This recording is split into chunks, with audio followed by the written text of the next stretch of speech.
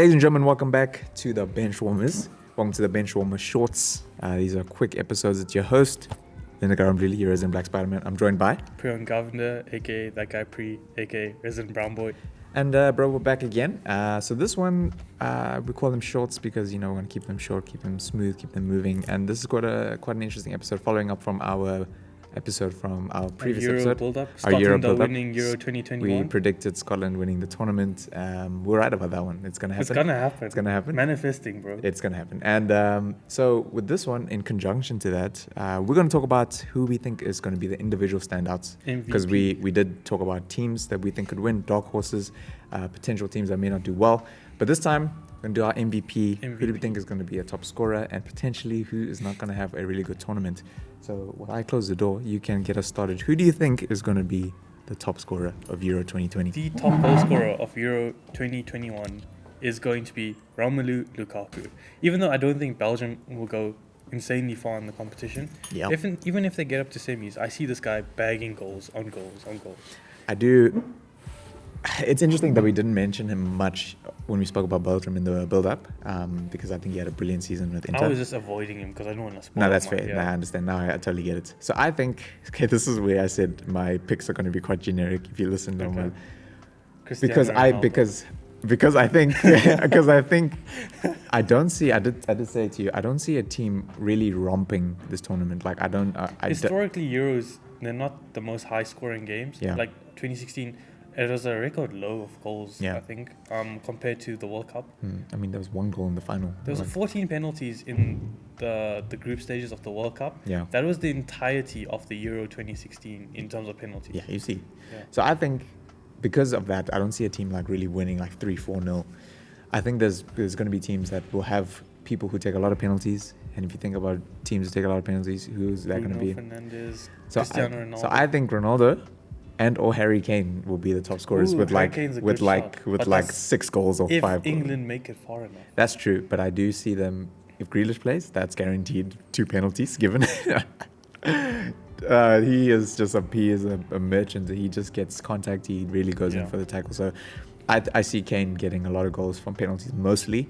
Mostly from penalties. Not just from him being brilliant. Nah. I mean, he is a brilliant player. Yeah. I'm sure you'll get the occasional worldie.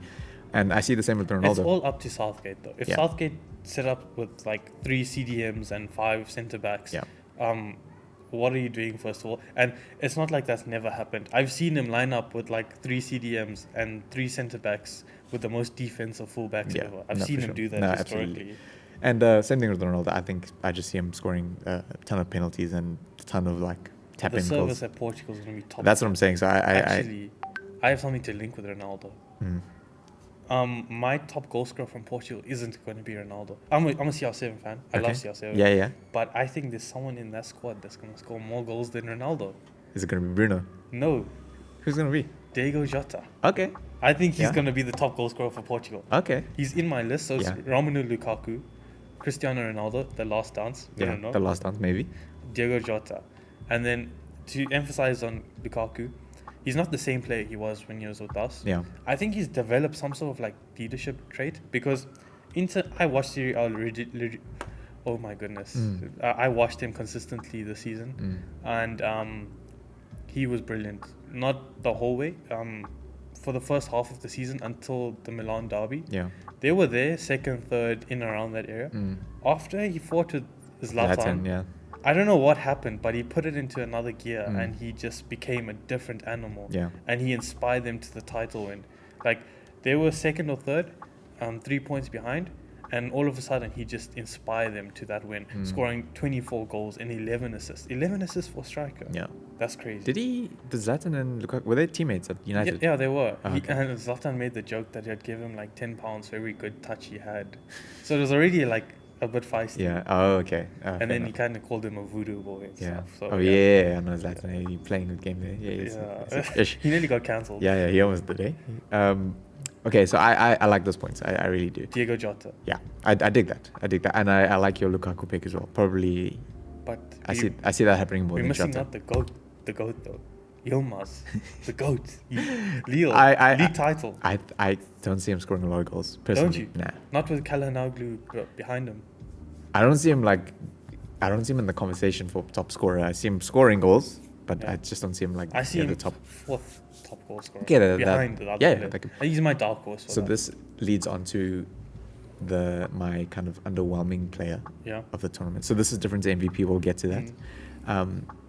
I think it's going to be a disappointment because I feel like Lewandowski won't score a lot of goals. I agree. Purely because I feel like, I mean, we mentioned off air, he doesn't really turn up for Poland. We mentioned in the previous pod as well. And also, I just feel like the expectations are so high because he scored like 41 goals in the Bundesliga. He's a Ballon d'Or contender, Yeah. and that's why. And last year was his only chance of winning it, even though they cancelled the Ballon d'Or. He should have won it, yeah. At international tournaments, he's not getting a sniff at anything. The thing is, he's good with Poland in the qualifiers. Yeah. It's just when the tournaments happen, it's like a step above. Yeah. And he can't do anything because the service just isn't there. No, I agree. So when I say he's going to be my underperformer, I don't mean because he's a bad player. He's not. Yeah. He's a sensational player. I just think that the team around him is not going to offer him a lot of service. And I just feel like because the expectations are so high, as you mentioned, Ballon d'Or candidate, just scored 40 goals plus. I think he's the reason why Bayern won the league. They were struggling a lot. Yeah, no, they were he quite poor. He kind of like pulled them up. Yeah.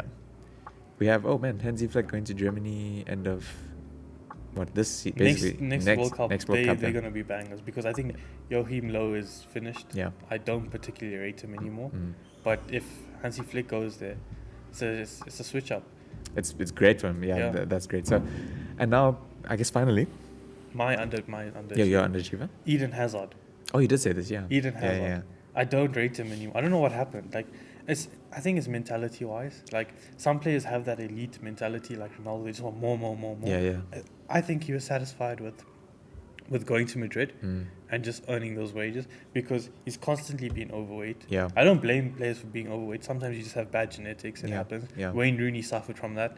Luke Shaw suffers from that. So I don't blame him particularly. But like, if you're going to Madrid and you're the record signing and you're wearing the number 7 shirt, you should be doing everything you can to make sure you're ready for the next season. Yeah. To bring some pride back to that 7 after it was on Mariano. And I think Mariano's been a better 7 than him because he's been rubbish. Yeah. He doesn't even play. Like he's But always injured, he's always overweight, never fit enough. So if he starts at Euros, I don't even know if he starts. I don't think so. I think his brother starts ahead of him. Yeah. No, that's a great point. I do agree with you there. So, I mean, 2 big names for underachievers. And finally, who do we think is going to be the MVP? So this may not necessarily be a top scorer, may not necessarily be from the team that wins, but who do we think is going to be overall? Player. So my pick is the player who's he's a part of my winning team. Okay. And it's French. And it's none other than N'Golo Kante.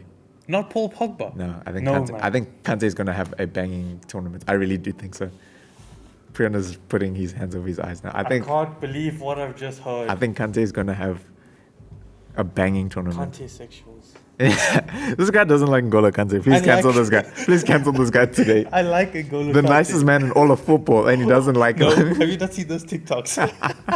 Kante is the GOAT. Kante is the greatest player of all time, guys. I can't believe this. No. Please tell the people why you hate N'Golo Kante. Don't cancel me. I love N'Golo Kante, just not like that. So, but why do you disagree with my point? Because Paul Pogba is starting. Yeah, great. That's fine. Did you not watch Paul Pogba last night? No, I did, yes. Did you not see the greatness that he put on? Pogba is a different player when he plays for France versus playing for United. That's what I'm saying. He's going to get player of the tournament if he's with France, which he is. I'm not. So that's your pick? He's one of my picks. Okay. Paul Pogba for overall player. Yeah. Young boy, Nuno Mendes. Oh, you did say that. Yeah. Nuno Mendes. Okay. So, remember the name. Yes, we're calling it here first. So, my young player, I'm trying to think. You made a great point for Billy Gilmour, I must say. I don't know if he starts. That's the thing. I don't know if, even though we've predicted Scotland to win the tournament, I just don't see Scotland really doing bits. I don't know if he starts though. That's my only concern because he's so young. But if he does, he's 18 or 19. Yeah. If he does, he's definitely up there with the top young players. I feel like Scotland have nothing to lose. They must just do it. Do you think Felix still counts as a young player in this category? Yeah, he's 22. Yeah, so he could be involved in this as well. I think so. this is probably a controversial point. I don't see him having a great tournament. Mm-hmm. I think he starts. I can see that. I don't yeah. think it's controversial. I can see that. What I mean by that is, I'm not saying he doesn't start, it doesn't play well, doesn't contribute to the team. I just don't see him like scoring a lot of goals, and just really contributing. I think it's Ronaldo's team. Ronaldo's going to score the most goals. Where we disagree, you say Jota. I think Ronaldo's going to score the most goals. I'm just like putting it out there. No, that I it's agree. possible for I think Jota Bruno to- could have a great tournament as well. I think Bruno might. Low-key, I don't think Bruno turns up for Portugal as well. But don't tell anyone. To be fair, he's a different player than when he played in the Euros and in the World Cup. Mostly World Cup. He plays a lot deeper for Dos Santos. That's the problem. We mentioned in the previous pod that Dos Santos, we feel like doesn't like him. Yeah. So that's interesting. But anyway, guys, that's our picks. Who do you guys think is your... Drop it down in the Drop comments. it in the comments. So who's your top scorer? Who is your underwhelming player? Who's the player you think is going to have a really bad tournament? And who's your MVP? Yeah, Those we'd who's your like to MVP. know. We'd love to know. Please put it in the comments Maybe below. we're too narrow-minded. Like, I'd love to see some surprises. Maybe there's someone we're not even thinking about. Yeah, And, that's the thing. I want to see some like unusual picks. Yeah, Bring please. it. Scotland players, Scott McTominay, put him in there. Put him in there. Put him in there. But yeah, Preoen. Scotland are winning. Preoen doesn't like N'Golo Kante. That's the name of the I'm Oh kidding. no! I'm totally kidding. But yes, guys, thanks a lot for engaging with us as always. We're going to be bringing you more content with the Bench Warmers. Peace out. Peace.